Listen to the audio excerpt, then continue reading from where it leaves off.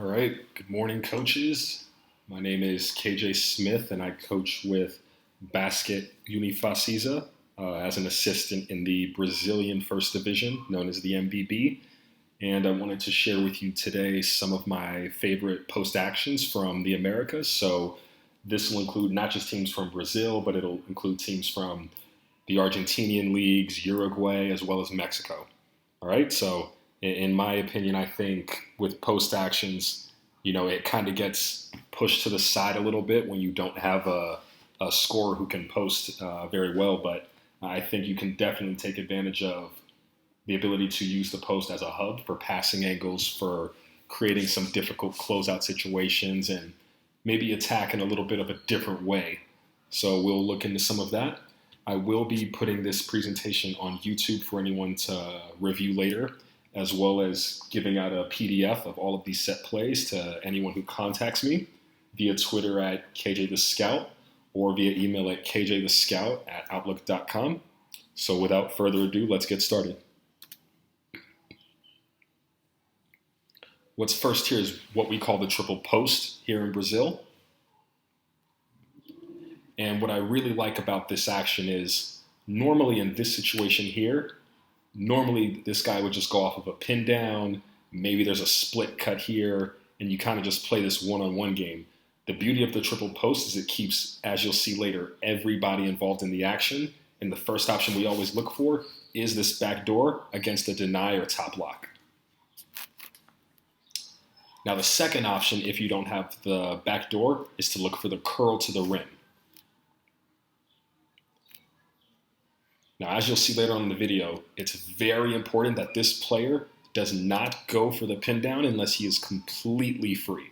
For right now, put lots of pressure on the rim, right? Attack with the back door, attack with the curl. The ball will find you if you keep watching. Now, normally in this situation, if this guy were to help more on the post up, this defender would start to X up a little bit higher. So this defender would start to run and chase around the top. If this defender is late, he would just X out here. So curling this to the rim is a good way to counter teams that like to switch off of the ball like this.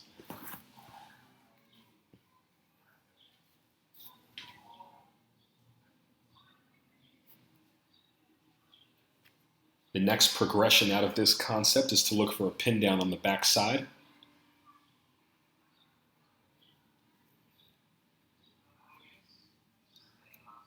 And this is why the pressure on the rim is so important. Because once this ball is entered inside, as soon as this cut happens, curl or backdoor, and this defender steps in, now it gives us more space and a really long closeout of recovery for this pin down.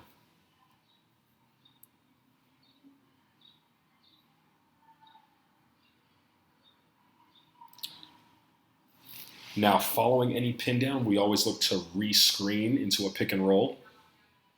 And this first option is what we call roll and replace, where sometimes you'll get this situation where the defender's just completely behind or side to side, and there's not really much of an advantage. He goes under. So in this situation, after any pin down, we screen again. Okay.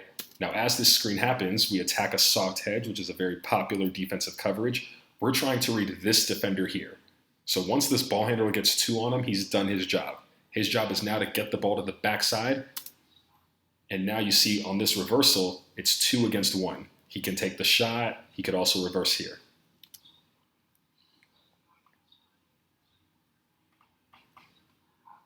You can also run this same concept from a baseline inbounds play. Now, right here, if the ball were to go into the post, we would just continue into backdoor, curl, and the actions you've seen already. But if you don't, you continue off of the stagger and we re-screen like we discussed into what we call a spread ace pick and roll.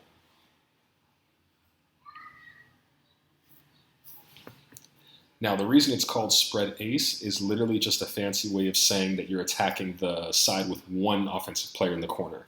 So it's a really good way to create space, create a double gap, which is what we want. Right? What we want in this pick and roll is a double gap where this player is spotting up to the corner. If this guy stands here on the wing, there's no space. He's not able to drive. It's harder for him to roll. We want to spread this defense out as much as possible. Now, the reason it's spread ace is the four-man decides the spacing here, depending on how you like to use pick and roll. After that four sets that first screen, four can, as you saw in the previous clip, lift up behind and replace. Four can stay out to the corner as well.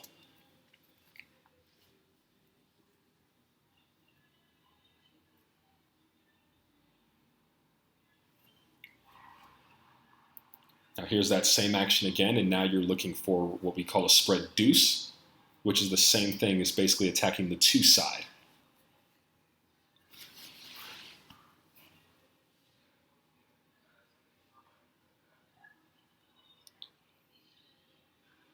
So again, as soon as we come off the stagger, we look to rescreen.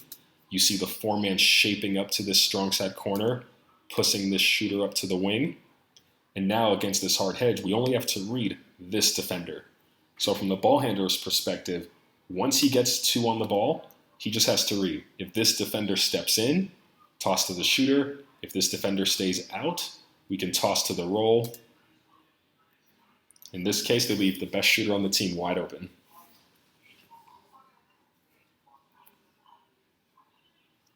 You can also run this situation from a sideline inbounds. And same thing, once this ball is entered into the four, it can also be your five, we go into all of our same options. So if this backdoor wasn't available, you'd have a pin down here on the backside for number five.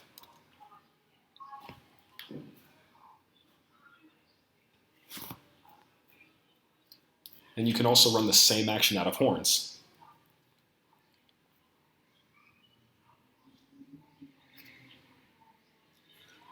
So once this dribble happens, normally this four would cut down, and four would actually set a little brush screen for this guard here to run around in an L shape. And then he would keep running until the post gets the ball, where he would read for the back door.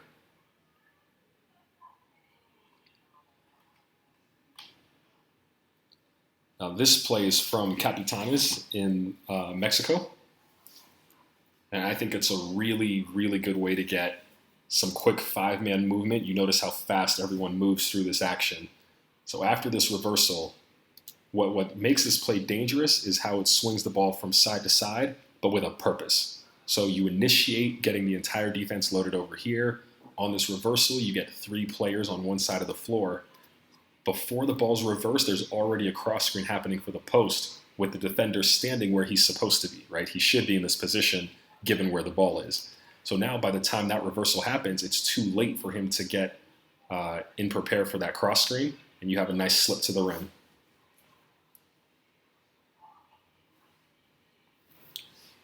From San Lorenzo in Argentina, this is a quick shuffle set, which is very common amongst other leagues as well.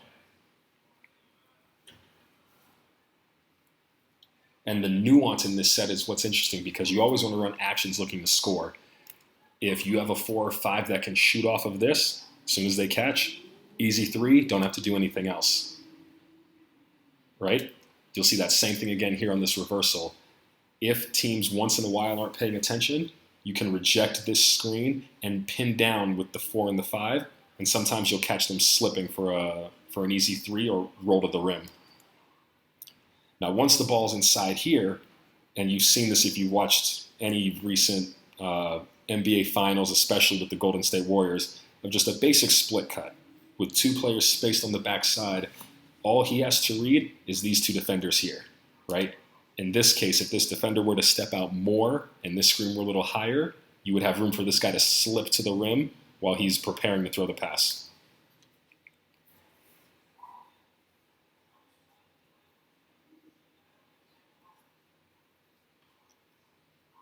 Now here, this is a concept that I just call a low pick and roll. And though it's not technically a post up, given on where he catches it, it is a set that you can catch a little bit lower in the logo, short corner area. It's really effective, especially if you have a guard that's not a great shooter, though this player here is a very good shooter.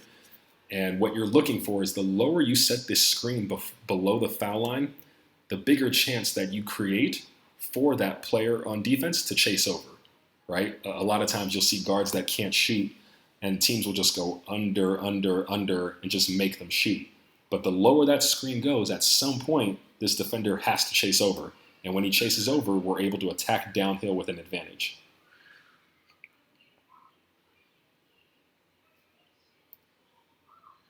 Another set from the Argentinian League. Now, what's interesting about this one is the nuance. I want you to pay attention to this shooter here. Okay, so he's dribbled out as we dribbled out the wing. And I just want you to watch the amount of times that this defender has to chase him through. So once the ball is in, right now he's not paying attention to this action given how he's chasing this guy. This back screen gives us misdirection, and what we're really looking for is this second split action here for the shot.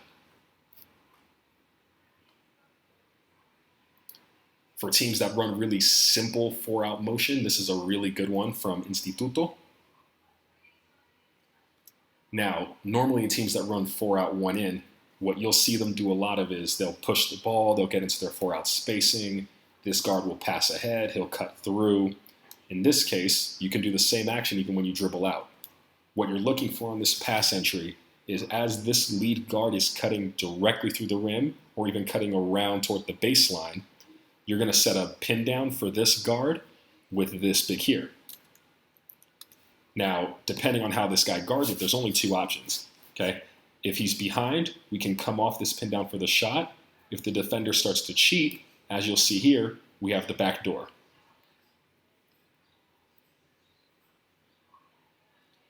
From Uruguay, we have a quick drag screen the screener action. And again, another really fast way to get this happening. But the biggest key here is the timing of these two screening actions, okay? This ball screen has to happen at the exact same time that this cross screen is being set. Okay, ideally you would want this big to wait a little bit more, and you would want this cross screen to happen closer to this block. So that way we get more of a 2-foot paint catch as opposed to catching outside of the paint. Okay, and on this side here, again, you still have a pin down, and you could also go into triple post as we discussed earlier in the video. This player could backdoor or curl, and you can pin down for this shooter with this guy here.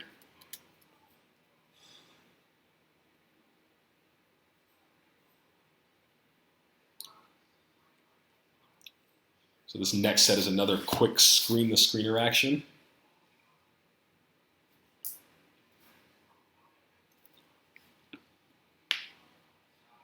Now the biggest thing with sets like this is you have to be really paying attention to the angle of this screen, okay? We don't want to set the angle here. We want to set it actually lower, right? So we want to get this right foot lower behind this big where it's more difficult for him to fight through because now it's too easy for him to step around a player that's half of his size, right? So when you set these cross screens, it's very important that you get under this defender, right? Get his hip, get his back if you can, that's great. And you create more of an advantage for your 5 to catch directly in the paint area.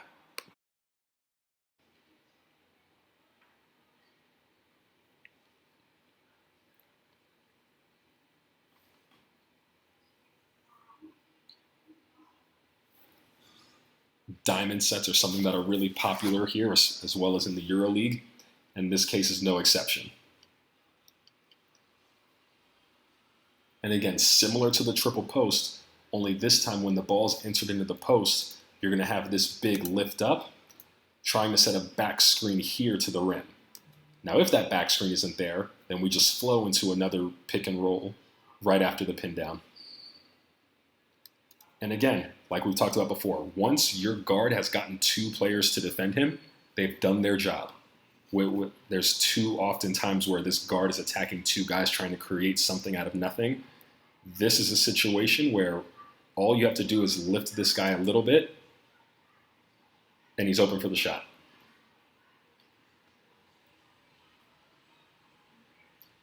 Now here's an interesting duck-in seal play. I think it's a really good way to, again, misdirect the team, similar to the Mexican play from earlier. So this entire play is designed to make you think that the play is going to a shooter, when in reality it's going into the post. So right now, when you see this action, you immediately think that this shooter is running off of 2 screens to the corner or to the extended wing area here for the shot. But with the ball here and this defender stepping in, we immediately reverse it, and this player can look to seal not here outside of the paint, but really step into this defender and bury him completely under the rim. If that happens, all of the help is over here, and you have a very quick score. But if you're not able to catch it in the paint, we continue into another version of the split game, right? In this case, you can set a back screen for this guy, or sometimes you can use this guy to set a screen for him to go to the wing. Okay, so in this situation with this flare, he doesn't have sight of the ball, and he has to go help, which means this shooter can step out free for the shot.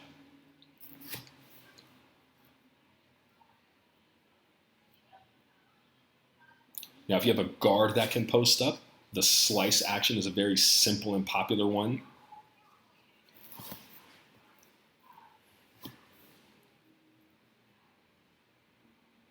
Right? And the benefit of this here is after this back screen, it's a simple post up and stagger on the weak side. This is Alex Garcia, formerly of the San Antonio Spurs.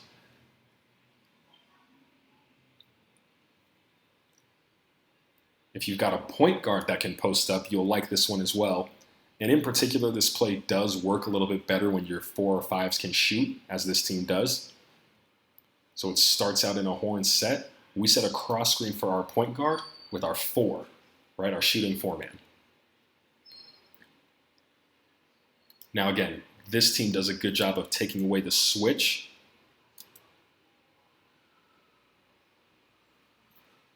And you notice all 5 guys have to converge. They're willing to leave the shooters on the perimeter. The last set that we're going to look at is what I call 24 shuffle. And it's a variation of the simple shuffle action that you see with other horns plays. The difference here is who is setting the screen, right? Obviously, as the number implies, we're involving the 2 and the 4. So 3 will set this screen for 5 to go post up, and then 3 is going to pop out. Now, normally in this situation, there would just be a pin down here for this guy, and the play would stop. Instead, they send their 2 to go screen their 4.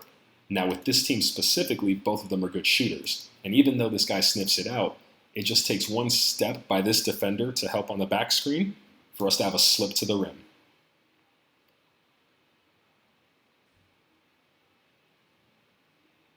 So that is the end of my presentation in regards to post actions from the Americas.